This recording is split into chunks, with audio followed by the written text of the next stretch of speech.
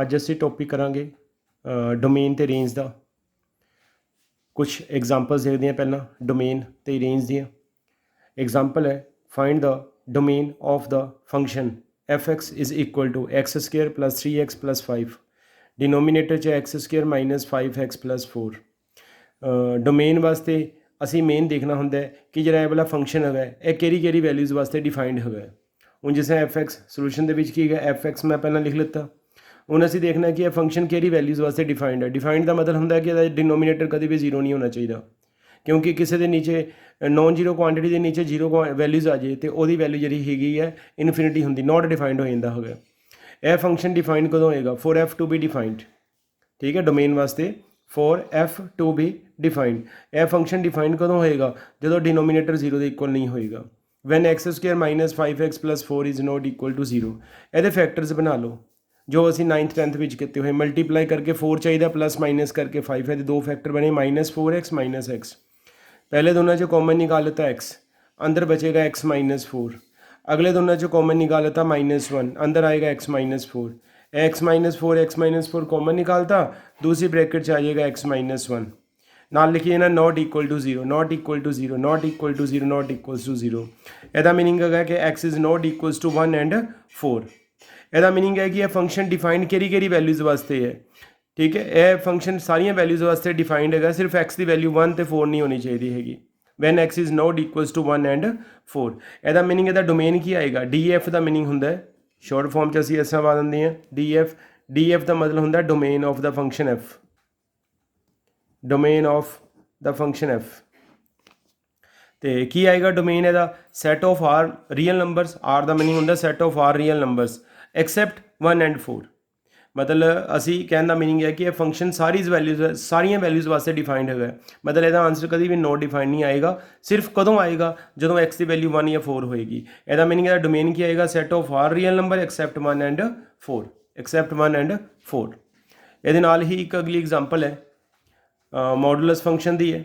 Find the domain and range of the function fx is equal to mod x minus 3 over x minus 3। ਅਸੀਂ ਇਹਦਾ domain ਵੀ find ਕਰਨਾ ਤੇ range ਵੀ find ਕਰਨੀ ਹੈ। Range ਵਾਸਤੇ ਦੇਖਦੇ ਹਾਂ ਮੈਥਡ ਕੀ ਹੁੰਦਾ। ਪਹਿਲਾਂ ਡੋਮੇਨ ਵਾਸਤੇ ਜੋ ਉੱਪਰਲੀ ਐਗਜ਼ਾਮਪਲ 'ਚ ਕੀਤਾ ਹੈ ਕਿ ਜਿਹੜਾ ਇਹ ਵਾਲਾ ਫੰਕਸ਼ਨ ਹੈਗਾ ਇਹ ਕਿਹੜੀ ਵੈਲਿਊਜ਼ ਵਾਸਤੇ ਡਿਫਾਈਂਡ ਹੈਗਾ? For all values except denominator zero ਨਹੀਂ ਹੋਣਾ ਚਾਹੀਦਾ। ਡੋਮੇਨ ਆਫ ਵਾਸਤੇ ਕੀ ਕਹਿਣਾ? For f to be defined. f defined ਕਦੋਂ ਹੈ? ਜਦੋਂ x ਮਾਈਨਸ 3 ਜ਼ੀਰੋ ਦੇ ਇਕੁਅਲ ਨਹੀਂ ਹੈ। माइनस 3 उधर लेके जा दो। When x is not equals to 3। ਇਹਦਾ मीनिंग डोमेन की आएगा set of all real number except 3। Set of all real numbers except कितना आएगा? 3। ਇਹਦਾ मतलब है कि ਜਿਹੜਾ ਇਹਦਾ ਫੰਕਸ਼ਨ ਦਾ ਜਿਹੜਾ ਡੋਮੇਨ ਹੈਗਾ ਸਾਰੇ ਰੀਅਲ ਨੰਬਰਸ ਹੋਣਗੇ, ਸਿਰਫ ਇਹ 3 ਨੂੰ ਛੱਡ ਕੇ, ਕਿਉਂਕਿ ਜੇ ਅਸੀਂ 3 ਪੁੱਟ ਕਰ ਦਾਂਗੇ 3 ਮਾਈਨਸ 3 ਡਿਨੋਮੀਨੇਟਰ 'ਚ ਕਿੰਨਾ ਆ ਜਾਏਗਾ? 0। ਇਸ ਤੋਂ ਬਾਅਦ ਹੈਗਾ ਸਾਡੇ ਕੋਲ ਰੇਂਜ। ਰੇਂਜ ਆਫ f ਵਾਸਤੇ ਕੀ ਕਰੀਦਾ? ਜਿਹੜਾ fx ਹੈਗਾ ਉਹਨੂੰ y ਪੁੱਟ ਕਰ ਦਿੰਦਾ। ਇਹ ਯਾਦ ਰੱਖਣਾ ਹੈਗਾ ਜਦੋਂ ਅਸੀਂ ਰੇਂਜ ਨਿਕਾਲਦੇ ਹਾਂ हमेशा fx ਨੂੰ put fx is equal to y, fx ਨੂੰ y ਪੁੱਟ ਕਰ ਦਿੰਦਾ। ਇਹਦਾ मीनिंग ਇੱਥੇ ਮੇਰੇ ਕੋਲ y ਆ ਜਾਏਗਾ, y ਕਿਹਦੇ ਇਕੁਅਲ ਆ ਜਾਏਗਾ? Mod x minus 3 over x minus 3, mod x minus 3 over x minus 3। ਹੁਣ ਅਸੀਂ ਇੱਥੇ ਦੋ ਕੇਸਿਸ ਕਰਨ ਲੱਗੇ ਹਾਂ।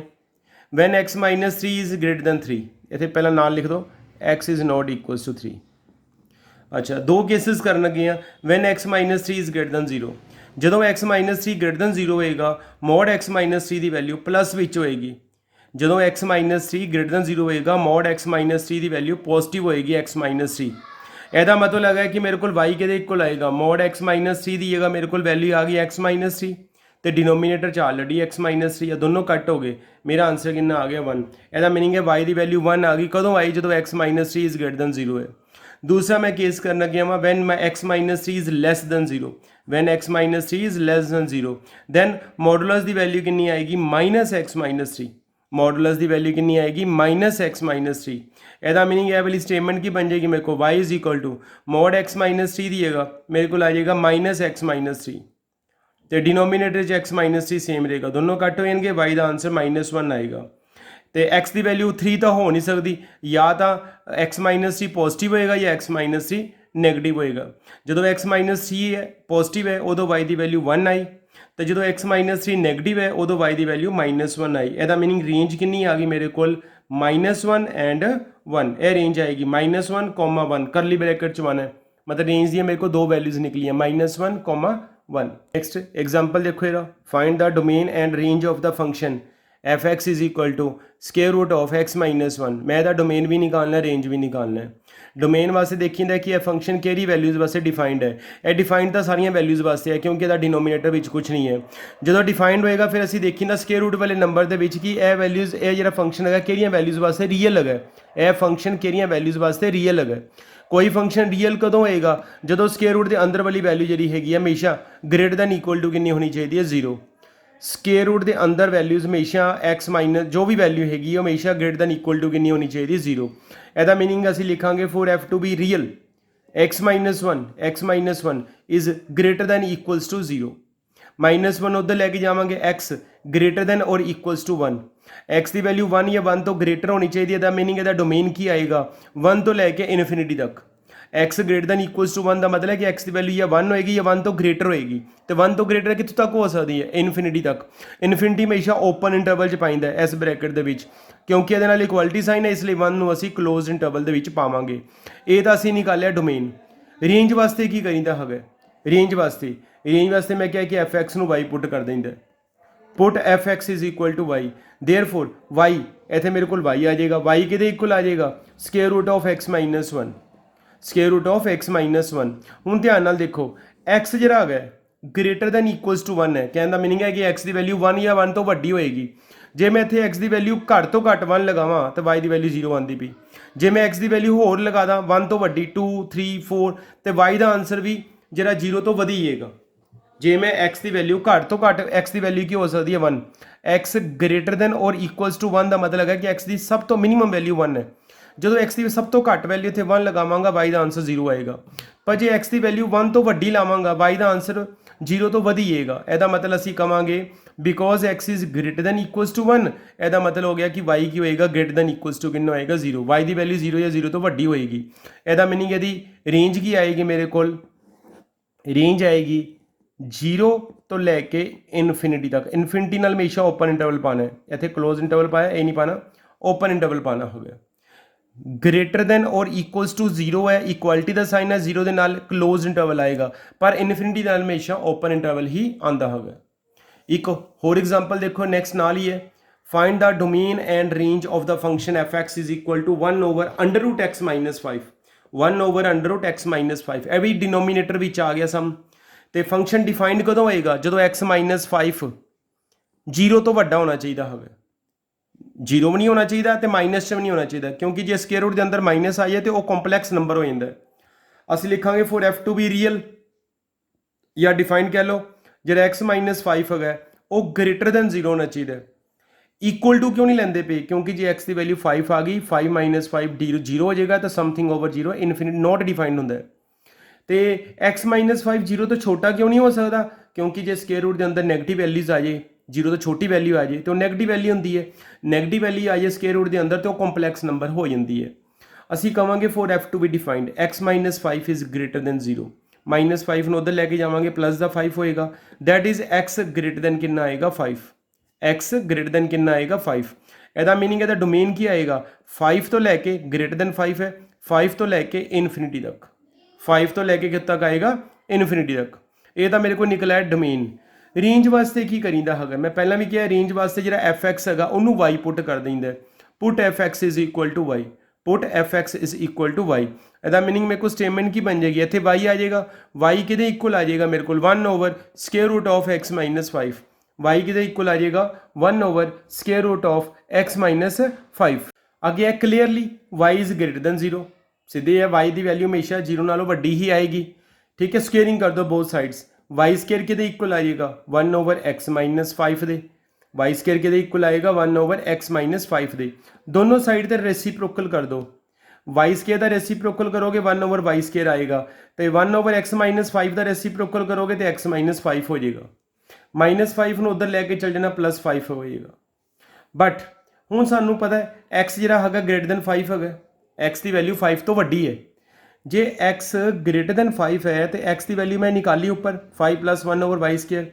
ਇਹਦਾ meaning 5 plus 1 over y square भी ग्रेटर देन कितना आएगा 5 5 कैंसिल हो गए 1 over y square greater than कितना आएगा 0 जे 1 over y square greater than 0 है तो 1 ओवर वाई भी ग्रेटर देन 0 होएगा जे 1 ओवर वाई स्केयर 0 नालों वड्डा हैगा तो 1 ओवर वाई भी 0 तो वड्डा ही होएगा तो जे 1 ओवर वाई 0 तो वड्डा हैगा तो जिहड़ा वाई होएगा वह भी 0 तो वड्डा होएगा तो जे वाई 0 तो वड्डा हैगा तो मीनिंग रेंज कितनी आएगी जी वाई वैल्यू होंगी वो रेंज में रिप्रजेंट करती जी एक्स वाली वैल्यू होंगी वो डोमेन में रिप्रजेंट करती है क्योंकि वाई ग्रेटर देन 0 हो गया यदा मीनिंग रेंज कितनी आएगी मेरे को 0 तो लैके इनफिनिटी तक वाई ग्रेटर देन 0 का मीनिंग है कि रेंज कितनी आएगी 0 क्योंकि इतने इक्वालिटी का साइन नहीं गा इसलिए इतने ओपन इंटरवल आएगा वाई ग्रेटर देन 0 का मीनिंग होंगे रेंज कितनी आएगी मेरे को 0 टू लैके इनफिनिटी तक ठीक है। ये दोबारा देख लो एफ एक्स ਨੂੰ वाई पुट किया असी ठीक है एफ एक्स ਨੂੰ वाई पुट किया जो मैं रेंज वास्ते एफ एक्स ਨੂੰ वाई पुट किया वाई कि इक्वल आया 1 over x minus 5 square root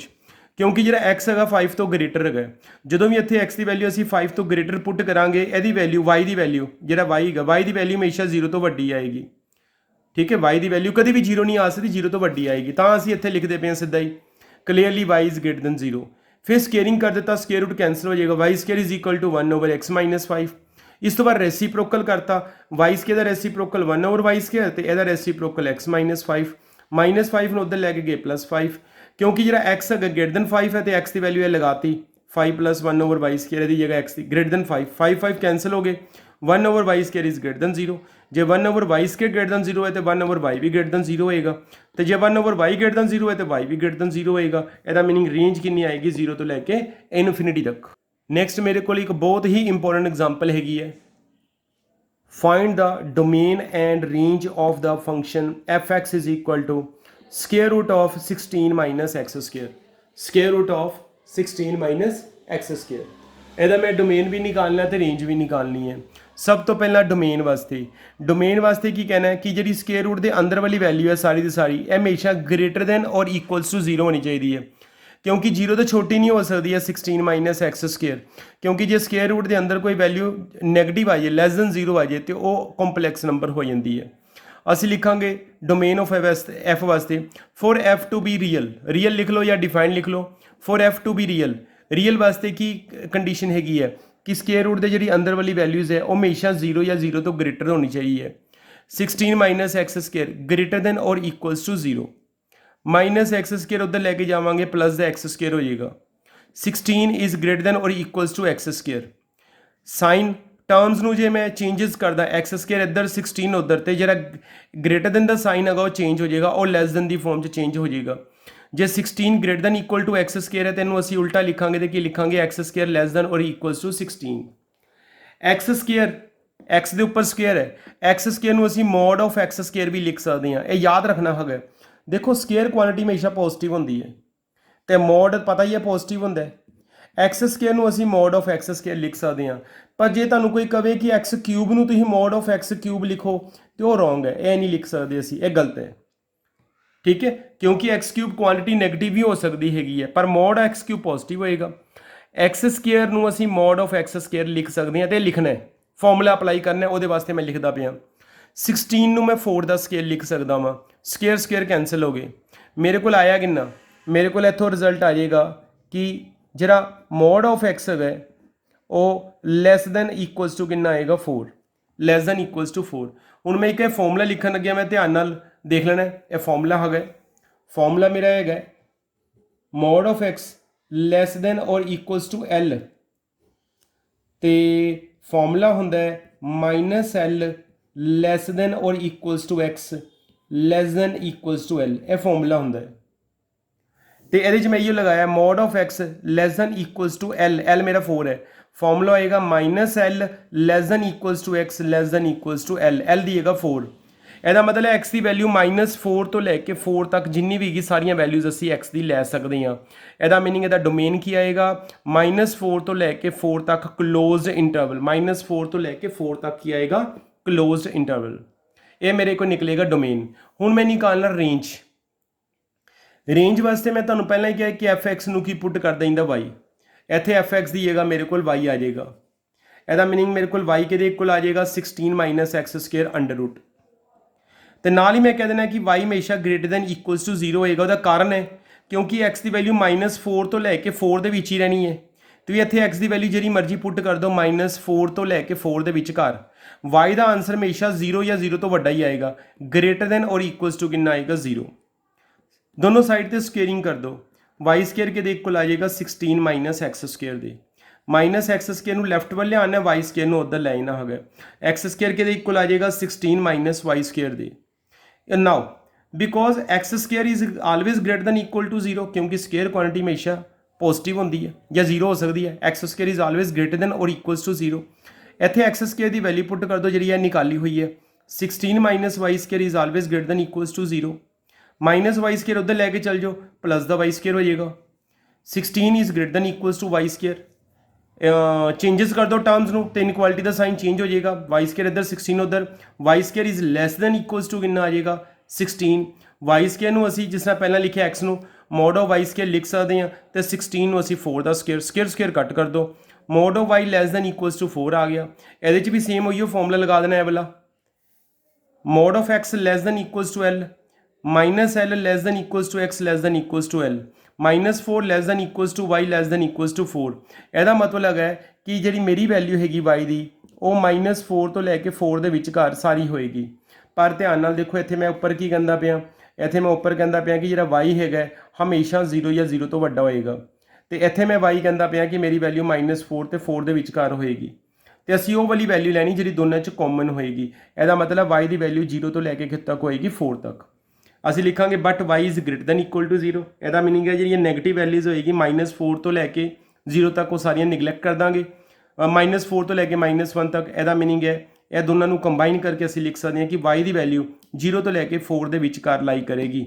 0 less than equals to y less than equals to 4। ਇਹਦਾ ਮੀਨਿੰਗ ਰੇਂਜ ਕਿੰਨੀ ਆਏਗੀ ਮੇਰੇ ਕੋਲ 0,4 ਕਲੋਜ਼ ਇੰਟਰਵਲ ਆਏਗਾ। ਤੇ ਇਹ ਬਹੁਤ ਹੀ ਇੰਪੋਰਟੈਂਟ ਐਗਜ਼ਾਮਪਲ ਹੈਗੀ ਹੈ। ਇਹਦੇ ਨਾਲ ਦੇ ਸਮ ਜਿਹੜੇ ਬੱਚਿਆਂ ਨੇ ਟਰਾਈ ਕਰਨੇ ਹੋਏ ਹੈਗੇ ਹੈ। पहला अगर find the domain of the function. Domain वास्ते मैं दसिया है कि डिनोमीनेटर 0 के इक्वल नहीं होना चाहिए, जिस तरह तुहानू पहलियां 1-2 एग्जाम्पल्स कराई हैं। डोमेन ठीक है, for F to be defined 28 minus x is not equals to 0, x is not equals to 28, therefore ਇਹਦਾ डोमेन ਕੀ आएगा set of all real number, मतलब r minus curly bracket 28। Similarly ये एक्स स्केयर -1 के factor बना लो पहला, x -1 x +1। For F to be defined denominator is not equal to 0। ये सारे सम इस तरीके नाल ही करने, सिर्फ इन्हों का डोमेन निकालना है, डिनोमीनेटर ਨੂੰ नॉट इक्वल टू 0 लैके चल पैना होगा। तो ਜਿਹੜੇ ਇਹ सम्स है ये लास्ट ਜਿਹੜੀ एग्जाम्पल कराई उधर रिलेटेड है 3 सम्स है।